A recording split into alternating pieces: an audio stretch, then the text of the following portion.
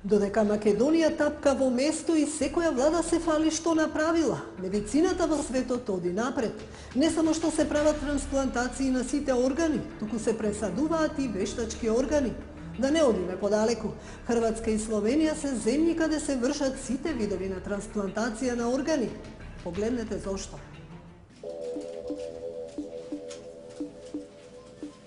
Македонското здравство произлезено од поранешна Југославија со децении се споредуваше со другите поранешни републики, но во областа на трансплантациите државата сериозно заостанува зад најуспешните земји како Словенија и Хрватска. Иако трансплантациите во Хрватска поради војната во 90-тите години биле целосно замрени, во 2002 година ситуацијата рапидно се менува.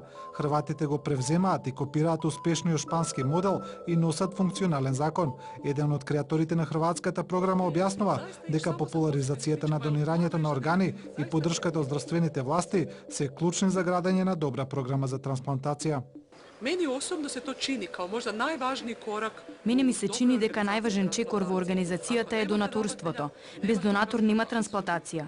Кога нашето министерство го свати тоа, ги едуцираше и ги плати координаторите. Трансплантацијата заживеа.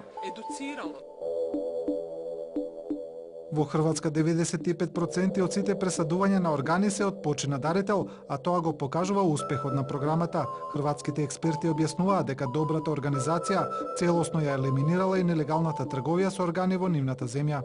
Ljudi uvijek imaju dojam da se nešto prodaje. Луѓето мислат дека постојано нешто се продава, дека постои црн пазар на органи. И во Хрватска луѓето одеа по органи во Индија, Кина и дел од нив воопшто не се врати. Но во среден трансплантацијски систем тоа не е можно.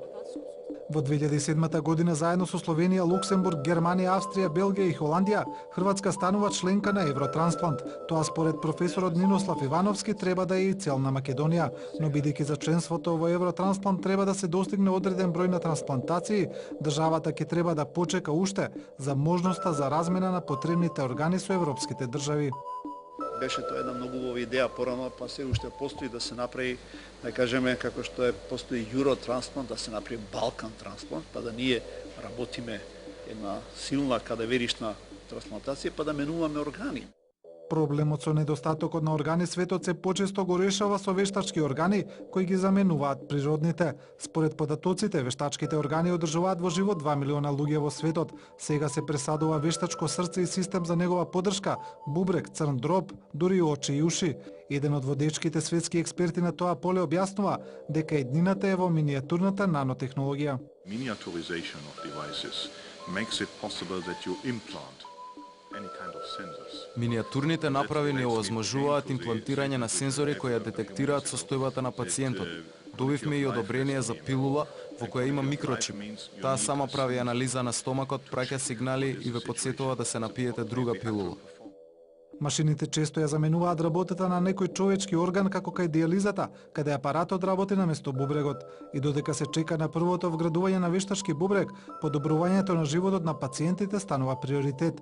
Акцентот се става на пациентите кои се на диализа, за кои се произведуваат апарати за домашна употреба, кои треба да им го олеснат овој макотрпен процес, кој трае до 5 часови дневно, а најчесто се врши 3 пати неделно. Светот, и регионот, донирањето и трансплантацијата на органите ги развиваат со технолошки иновации, но и подобра организација на здравствените системи. Македонија, во која најчесто се пресадуваат само бубрези, засега само немо го посматра напредокот. На засегнатите пациенти им останува само да се надеваат на ветувањата на сите досегашни власти, дека во блиска иднина и тие во земјава ќе можат да добијат орган кој ќе им го олесни или спаси животот.